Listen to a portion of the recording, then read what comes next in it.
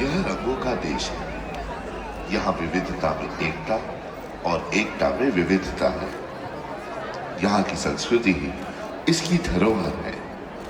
तो आइए देखते हैं इस संस्कृति की कुछ झलकियां।